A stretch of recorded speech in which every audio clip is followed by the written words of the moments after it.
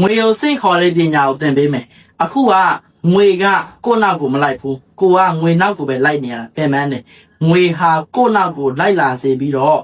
ငွေတွေရွှေတွေစီစဉ်ဥစ္စာတွေချမ်းသာဒုက္ခတွေကိုယ့်ထံကိုရပ်ပိုင်းနဲ့ရောက်ရှိစေဖို့အတွက်အပတ်စဉ်ကိုယ့်ရဲ့မွေးနေ့တိုင်းဒီကာလာကို6 ခေါက်တိတိရွတ်ရမယ်6 ခေါက်တိတိအပတ်စဉ်တစ်ပတ်ကိုတစ်ကြိမ်ရွတ်လိုက်ရုံမျှဖြင့်များပြားလှစွာသောချမ်းသာဒုက္ခနဲ့အောင်မြင်ခြင်းစီးပွားရေးလက်လာပငွေချင်းနဲ့ပတ်သက်ရင်ထိတ်ဆုံးထိတန်ရောက်ရှိပြီးတော့မလိုချင်မှာအဆုံးအဖက်ဖက်ကနေထိမနိုင်တားမရအသားစီးမဲ့ဟိုမှရေသနာပုံကိန်းစိုက်တဲ့ကဲ့သို့ရွှေတွေငွေတွေရောက်ရှိလာစေနိုင်တဲ့မန္တန်ဖြစ်တယ်။ကိုဘိန်းသားမှာရှိတဲ့ဆောက်ရှောက်တွေကိုနဲ့ဘဝဟောင်းမှာပတ်သက်ဆက်ဆက်ခဲ့မှုတဲ့အဆက်နွယ်တွေနတ်တွေဘာတွေရတော့မှမနေနိုင်တော့ဘဲနဲ့ဒီကာလာမန္တန်ရွတ်လိုက်တာနဲ့လက်လာပါတကားတွေဖွင့်ပေးရတာစီးပွားရေးချမ်းသာတဲ့တကားအောင်မြင်ရေးတကားတွေဖွင့်ပေးရတာကာလာမန္တန်က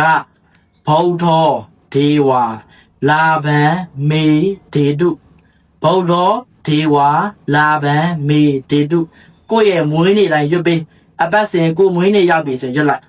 ရွတ်ပြီးပြီဆိုတော့ရပြီလူရဆူတောင်းမယ်လူရဆူတောင်းလိုက်တာနဲ့ရပ်ပိုင်းတွင်မှာတယ်ကိုဘင်းသားမှာရှိတဲ့ဆောင်းရှောက်ပုံကိုယ်တွေဟာ